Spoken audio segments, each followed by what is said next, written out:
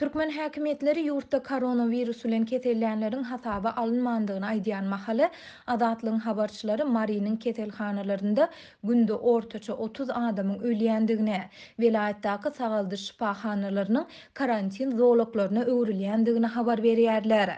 Maryda, Lewapda we Aşgabatda adaty grip dümegine garşy dermanlaryň gyçylygy emele geldi. Mardaky ähli ýokunç keseller hastahanalary näsaglardan doly. Her gün 30 çemesi adam ölýär. Muhat obasynda 4 adamdan ibaret bir maşala öldü. Türkmenala etrafynda bir lukman agyr ýagdaýda ýatyr. Ol hirurg diýip gizlinlik şertinde söhbetdeş bolan habarçy 27-nji iýulda gurrun berdi. Şeýle-de marda sağaldyş şifahanalary karantin zolaklaryna öwrilýär. Azatlygyň habarçysy bu barada 24-nji 25-nji iýulda welaýatyň ähli saglygy goraýş edaralarynda geçirilen ýygnaklarda yglan edilendigini aýtdy. Bu ýygnaklarda ähli lukmanlaryň we şepaat uýalarynyň hatda ýaşy 50-den aşan saglyk işgärleriniň karantin zolaklaryna gitmelidigini aýtdylar. Duşşyklarda lukmanlaryň käbiri gartaşan ýaşdaky saglyk işgärleriniň hem gitmelidigine gaharlandy. Olar bu işgärleriň virusu ýaşlardan has çalt ýolugyp biljekdigini düşündirmäge synaşdylar.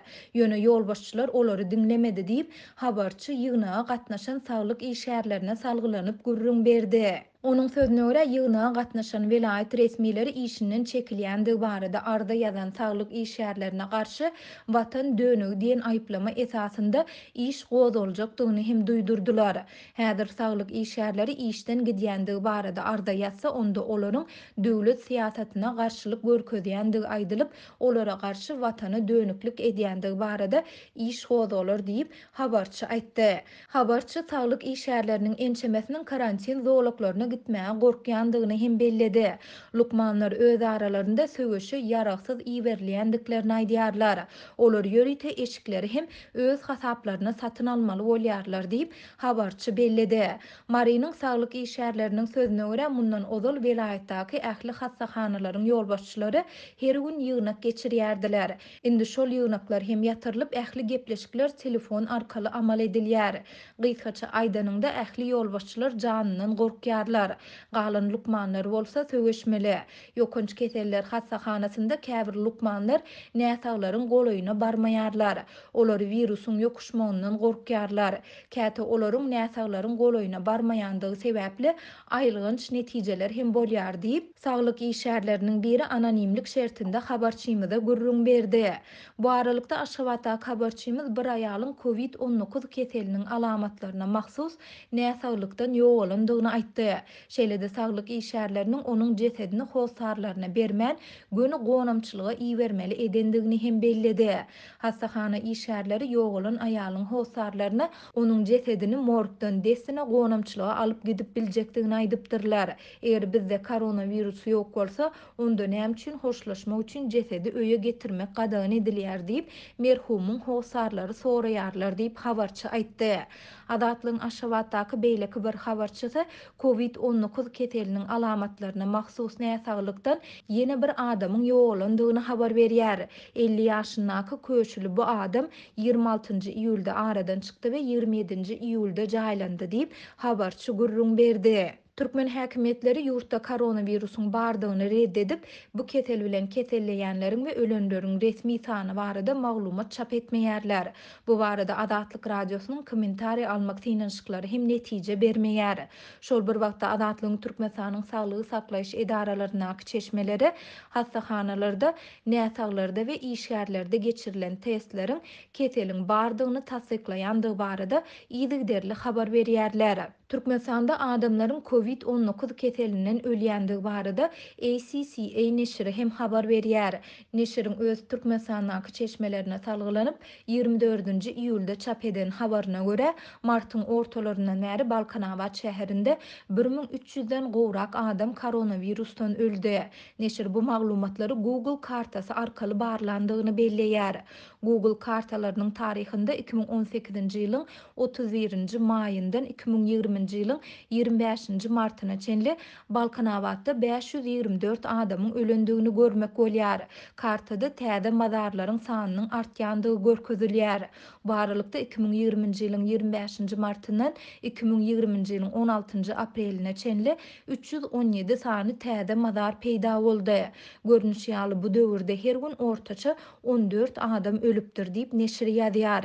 Geçen hepde Adatlyk radiosu Aşgabatyň etegindäki gonamçylykda onlarça täze mazaryň dörendigine, adamlaryň ýyly-ýydyna jaýlanýandygyny habar berdi.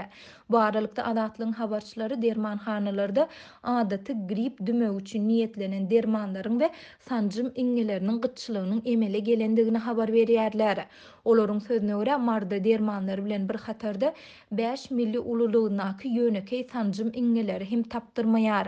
Lewabyň dermanhanalarynda bolsa ergoferon, azumik we arbidol ýaly dermanlar ýetmezçilik edýär. Şol bir wagtda habarçy bulary dermanlaryň täze dören gara bazarlarynda näçe diýseň satyn alyp bolýandygyny, ýöne olaryň bahasynyň öňküsinden ençeme etse gymmatdygyny aýtdy. Bu bazarlarda ergoferon dermany 250 manatdan we arbidol dermany 500 manatdan satylýar. Öň dermanhanalarda bu dermanlaryň her birini 35 manatdan satyn alyp bolýardy. Azumik dermany hem 30 manatdan 190 manada gymmatlady diýip Lewaply habarçy 27-nji iýulda beren maglumatynda aýtdy. Bu dermanlaryň näme sebäpden dermanhanalarda satylmaýandygy we gara bazarda näçe diýseň tapdyrýandygy barada resmiler tarapyndan düşündürüş berilmeýär. Ýöne Adatlyň habarçysy bilen söhbetdeş bolan käbir dermanhana işgärleri gytçylygyň käbir emeldarlar tarapyndan emeli döredilendigini aýdýarlar. Bu gytçylyk emeldarlar tarapyndan gazanç etmek üçin emeli döredildi diýsek bolar. Sebäbi dermanlaryň gara bazar sowdasyny edýän raýatlary hiç kim kanuny çäre görmeýär. Kimdir biri bu dermanlar arkaly köp gazanç edýär diýip bir dermanhana işgäri anonimlik şertinde gurrun berdi. Aşgabatda habarçymyz bu dermanlaryň gytçylygynyň emeli gelmegine lukmanlaryň ilata berýän maslahatlarynyň sebäp bolandygyny aýdýar. Lukmanlar ilata koronavirusdan goranmak üçin Russiýadan getirilen ergoferon we arbidol dermanlaryny içmegi maslahat berýärler. Häzir dermanhanalarda bu dermanlar köplenç tapdyrmaýar diýip habarçy 27-nji iýulda beren maglumatynda aýtdy. Belläp geçsek bu dermanlaryň adamlary koronavirusdan goraýandygyny suwd etýän we ony halkara derejesinde ikrar edýän ilmi iş ýok.